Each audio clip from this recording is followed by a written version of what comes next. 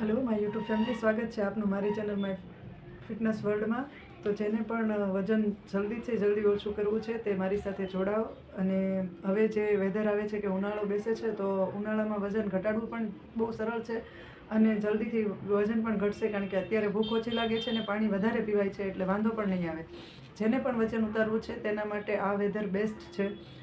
તો હવે આપણે જાણીશું કે ઇન્ટરમિટિંગ ફાસ્ટિંગમાં આપણે જ્યારે 20 કલાકથી આગળના સ્ટેપ કરવા હોય તો કઈ રીતે કરવા. ઘણા બધા એવું વિચારતા હોય છે કે મારાથી તો 20 કલાક સુધી ભૂખ્યું નહીં રહેવાય. તો 20 કલાક પછી તમે 1 કે 2 દિવસના પણ ફાસ્ટિંગ કરી શકો છો અને 7 દિવસનું પણ ફાસ્ટિંગ કરી શકો છો. એ તમારા ઉપર ડિપેન્ડ કરે છે કે તમે કેટલું કરી શકશો, ક્યાં સુધી ભૂખ્યા રહી શકશો. અને જેને કોઈ બીમારી છે એના માટે ખાસ કહું છું કે એમણે 20 કલાકનું ઇન્ટરમિટિંગ ફાસ્ટિંગ ન કરવું, માત્ર 8-16નું કરવું, કે 16 કલાક સુધી તમે ફાસ્ટિંગ રાખી શકો અને 8 કલાકમાં તમે બધું જમી શકો.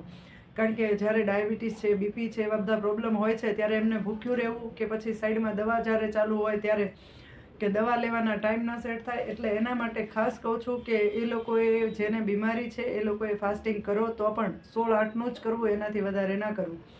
અને જેને કોઈ બીમારી નથી અને એક હેલ્ધી રેસીપી સાથે જેને વજન ઉતારવું છે તેમના માટે ખાસ કહું છું કે એમને ઇન્ટરમિટિંગ ફાસ્ટિંગ બેસ્ટ છે એમના માટે.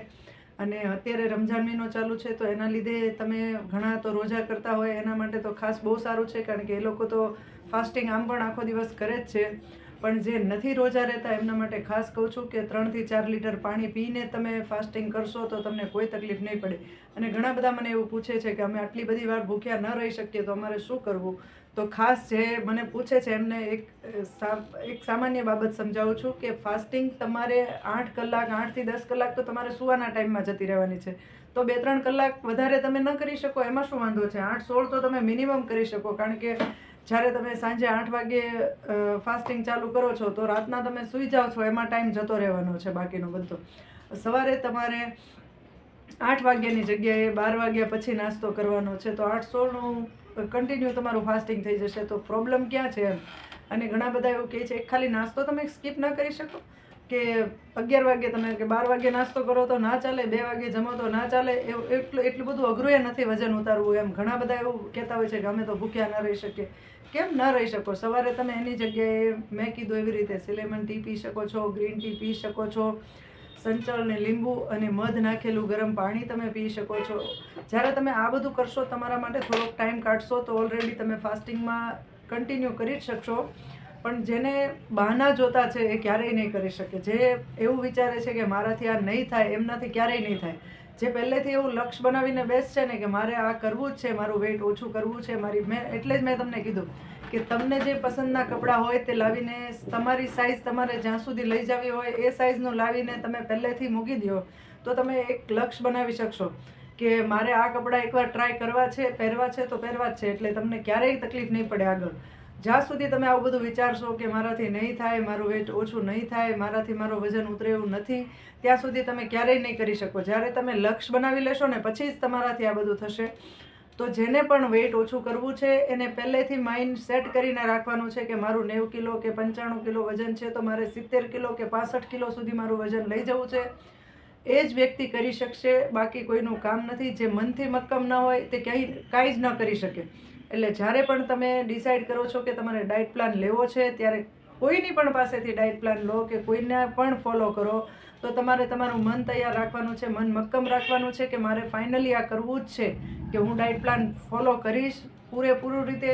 નહીં ડાયટ પ્લાન બ્રેક કરું, કે નહીં મારું મન હારવા દઉં, કે નહીં હું મનથી ડિમોટિવેટ થાવ. આ પહેલેથી તમે લક્ષ્ય બનાવશો ને ત્યારે જ તમે તમારું જે અચીવમેન્ટ છે, જે ગોલ છે તે અચીવ કરી શકશો. બાકી નહીં થાય તમારાથી. હું પોતે એવું કહું છું કે જ્યારે આપણા રિલેટિવ આપણને એવું કહે કે તારથી નહીં થાય, તારું વજન નહીં ઉતરે, રવા દે, તું નથી સારી લાગતી ને વજન નથી ઉતારવું અને તારાથી કંઈ નહીં થાય ને આવું બધું કહે ને, ત્યારે તમે હિંમત ના હારો. ઉલટા એ વ્યક્તિને તમે દેખાડવાની કોશિશ કરો કે હું કરીને બતાવીશ. ત્યારે ભલે જવાબ ન આપીએ, પણ એક અચીવમેન્ટ મળ્યા પછી એમને આપણે બોલવાની જરૂર નહીં રહે. એમનો જવાબ એમની મેતે મળી જશે. એમની જાતે જ એમનો જવાબ એમને મળી જશે. કારણ કે આપણે જે કરીને બતાવીએ ને પછી આપણે કોઈને જવાબ દેવાની જરૂર નથી રહેતી. અને એ મારો પોતાનો દાખલો છે. મને પણ ઘણા બધા એવું કહેતા હતા કે વજન ન ઉતારાય ને નથી ઉતારવો ને તું બીમાર પડી જઈશ ને તને આ થશે ને ઓલું થશે ને.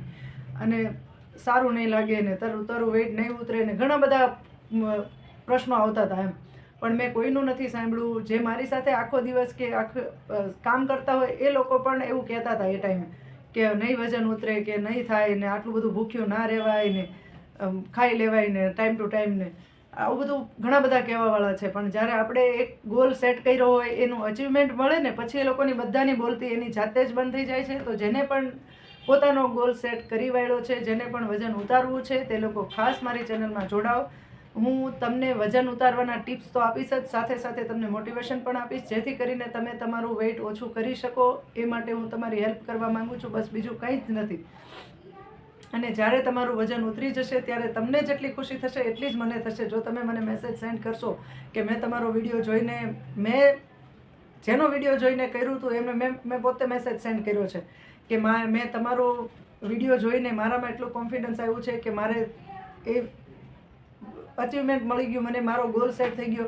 એટલે મેં મારું જેટલો વેઇટ ઓછો કર્યો તો એ મેસેજ એમને સેન્ડ કરી દીધો છે. અને ખાસ તમને પણ કહું છું કે જો તમે લોકો મારો વિડીયો જોઈને જો તમારું વેઇટ ઉતારવા માટે તમે મોટિવેટ થાવ છો, તમે થોડું કોન્ફિડન્સ તમને ફીલ થાય છે, તમે કરી શકો એમ છો અને કરો, અને પછી તમારું વેઇટ ઊંચું થઈ જાય તો મને એક મેસેજ ચોક્કસ મોકલજો, જેથી કરીને મને બીજાને કહેવાની પણ ખબર પડે અને પ્લસ તમારું વેઇટ ઓછું થયું છે મને ખબર પણ પડે. જેથી કરીને મેં કેમ કીધું કે તમે જેટલી ખુશી અનુભવશો ને એટલી જ ખુશી મને થશે કે મારો વિડીયો જોઈને પણ કોઈની આટલી હેલ્પ થઈ છે એમ. તો જેને પણ વજન ઓછું કરવું છે તે મારી ચેનલમાં જોડાઓ, મારા વિડીયોઝ જુઓ. મારા ચેનલમાં ઇન્ટરમિટિંગ ફાસ્ટિંગને રિલેટેડ દરેક વસ્તુ, નાનીથી નાનો બારીક પોઈન્ટ પણ મેં કીધેલો છે. અને જે કાંઈ ન સમજાણું હોય તે મને તમે ક્વેશ્ચન પૂછી શકો છો. હું ઘણીવાર લાઈવ પણ થાઉં છું, તો લાઈવમાં આવીને પણ ક્વેશ્ચન પૂછી શકો છો. અને ન લાઈવમાં આવું તો તમે મને DM એટલે મેસેજ કરીને પણ કહી શકો છો. તો જેને પણ પોતાનું વેઇટ ઓછું કરવું છે તે મારી ચેનલમાં જોડાઓ, મારી ચેનલને સબસ્ક્રાઈબ કરો, જેથી કરીને તમે મારા બધા જ વિડીયો જોઈ શકો અને નવા જેમ વિડીયો આવતા જશે, જેમ ટિપ્સ હું તમને દેતી જઈશ એ પણ જાણી શકો, એ પણ તમને જોવા મળી જાય. એટલે જેને પણ મારા વિડીયો ગમતા હોય તે ખાસ મારી ચેનલને સબસ્ક્રાઈબ કરજો. અને મારા લીધે કોઈ 2-5 જણાનું વજન ઓછું થશે તો હું મારી જાતને ધન્ય માનીશ કે મેં કોઈકની મદદ કરી છે. તો જેને પણ વજન ઓછું કરવું હોય તે મારી ચેનલમાં જોડાઓ ખાસ. Thank you.